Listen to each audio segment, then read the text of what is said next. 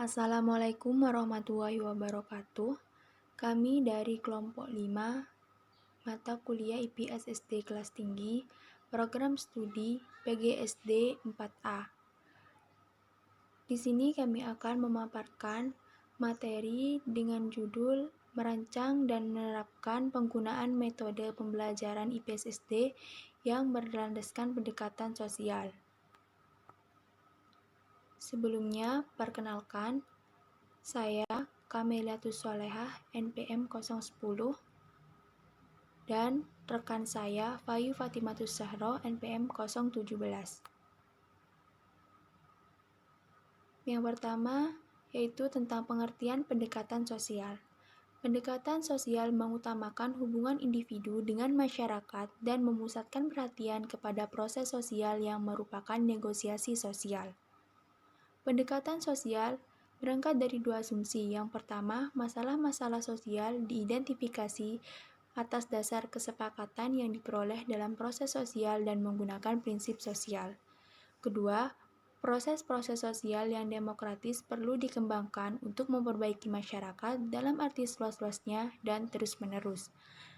Berdasarkan dua asumsi di atas, maka konsekuensi penggunaan metode pembelajaran IPS SD harus membebani peserta didik untuk mengembangkan kemampuan hubungan dengan masyarakat, yang pada gilirannya akan mampu membangun masyarakat dan mampu membangun hubungan antar pribadi. Salah satu metode pembelajaran yang berlandaskan pendekatan sosial yang akan diambil sebagai contoh adalah hukum sosial. Metode ini berangkat dari kenyataan bahwa siswa sering menghadapi masalah-masalah sosial. Fungsi sekolah selain memecahkan masalah sosial juga memelihara dan menjaga nilai-nilai sosial.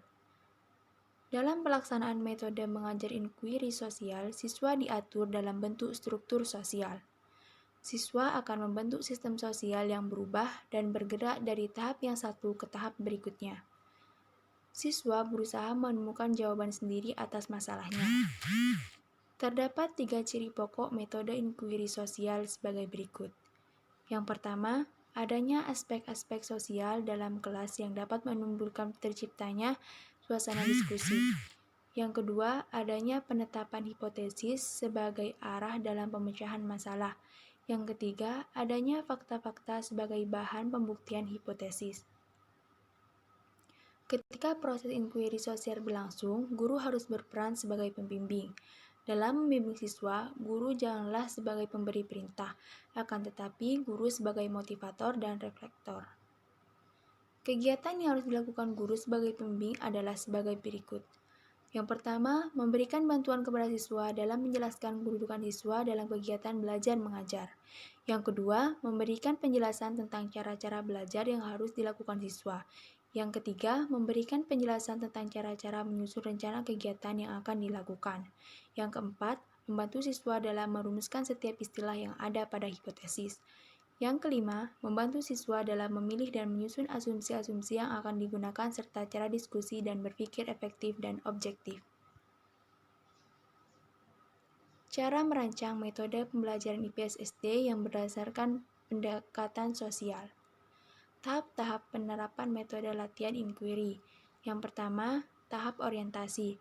Peserta didik dengan bantuan guru mengambil dan menetapkan masalah sosial yang dijadikan pokok pembahasan. Yang kedua, tahap hipotesis. Pada tahap ini, hipotesis menjadi acuan dalam pemecahan masalah. Syarat hipotesis yang baik adalah sebagai berikut: valid, kompatibilitas atau adanya kesesuaian antara hipotesis dan pengalaman siswa atau guru dan berhubungan dengan peristiwa nyata. Yang ketiga, tahap definisi. Peserta didik mengadakan pembahasan mengenai pengertian istilah yang terdapat pada hipotesis. Yang keempat, tahap eksplorasi. Peserta didik mengadakan pengujian hipotesis dengan logik deduksi dan mengembangkan hipotesis dengan implikasi dan asumsi-asumsinya. Yang kelima, tahap pembuktian hipotesis. Peserta didik melakukan pembuktian dengan jalan melakukan pengumpulan data melalui metode-metode pengumpulan data yang sesuai dengan masalah yang dibahas. Yang keenam, tahap generalisasi, yaitu dengan bantuan guru menyusun pernyataan yang benar-benar terbaik untuk pemecahan masalah. Menerapkan metode pembelajaran IPS SD yang berdasarkan pendekatan sosial. Sebagai contoh, kita ambil kurikulum sekolah dasar kelas 5 semester 2. Yang pertama yaitu kompetensi dasar. Kemampuan memahami keadaan penduduk dan pemerintahan di Indonesia. Yang kedua, pokok bahasan. Penduduk dan sistem pemerintahan di Indonesia. Yang ketiga, hasil belajar. Yang pertama yaitu mengidentifikasi keadaan penduduk di Indonesia. Yang kedua, mendeskripsikan peran dan tanggung jawab pemerintah. Yang keempat yaitu indikator. Yang pertama, menjelaskan perkembangan jumlah penduduk, penggolongan, persebaran, kepadatan penduduk di Indonesia. Yang kedua, menginterpretasi berbagai grafik penduduk. Yang ketiga, menjelaskan permasalahan penduduk di Indonesia. Yang keempat, mengidentifikasi bentuk, sebab, dan akibat perbedaan penduduk yang terjadi di Indonesia. Yang kelima, menguraikan pengertian pemerintah, pemerintahan daerah, dan pemerintahan pusat. Selanjutnya, menjelaskan sistem pemerintahan demokrasi. Selanjutnya, memberikan contoh tugas dalam tanggung jawab pemerintah terhadap masyarakat. Setelah kita memahami hal-hal di atas, maka langkah selanjutnya adalah sebagai berikut. Yang pertama, tahap orientasi, kedua hipotesis, yang ketiga tahap definisi, yang keempat tahap eksplorasi, yang kelima tahap pembuktian, dan yang keenam tahap generalisasi. Demikian pemaparan materi dari kelompok kami. Kurang lebihnya kami mohon maaf. Wassalamualaikum warahmatullahi wabarakatuh.